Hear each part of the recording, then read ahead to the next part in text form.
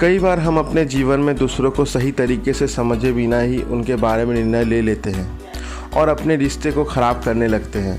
किसी भी रिश्ते को अच्छा से समझने के लिए हमें थोड़ा समय ज़रूर देना चाहिए। कहते हैं कि किसी भी रिश्ते की डोर तब कमज़ोर हो जाती है जब इंसान उस रिश्ते में उठने वाले सवालों को जवाब खुद ही बनाने लग जाता है। दोस्तों, आज की ये कहानी रिश्तों को सही से समझने की यही सीख देती है। एक बार एक 4 साल की छोटी बच्ची और उसकी माँ एक गार्डन में टहल रहे थे। बच्चे के हाथों में 2 सेब थे।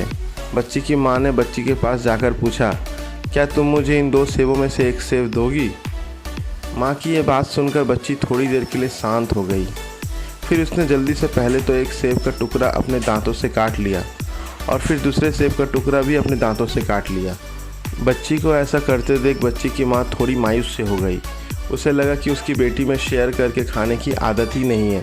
जब वो मुझे अपनी चीज़ नहीं देना चाह रही तो फिर दूसरों को क्या देगी? बच्ची की माँ मायूस होकर भी मुस्कुरा रही थी ताकि बच्ची को बुरा ना लगे।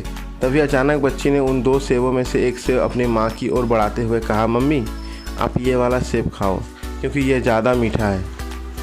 बच्ची की ये बात सुनकर उसकी माँ अचंभे में पड़ गई। वो सोचने लगी कि अभी क्षण भर पहले वो अपनी बेटी के लिए कितना बुरा सोच रही थी कि उसमें शेयर करने की आदत ही नहीं है, लेकिन ऐसा नहीं है। उसकी बेटी तो अपनी माँ के लिए बहुत ही ज़्यादा केयरिंग है, तभी तो उसने खुद खाकर भी ज़्यादा मीठे वाले सेब अपनी माँ के खाने दिया। दोस्तों, इस कहानी से हमें यही शिक्षा मिलती है कि अक्सर हम जल्दबाजी में दूसरों के प्रति जैसी अवधारणा बना लेते हैं वैसा होता नहीं है।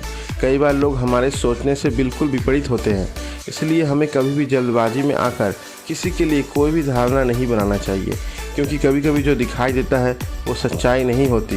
बुझ जाता है दीपक अक्सर तेल की कमी के कारण, हर बार कसूर हवा का नहीं होता।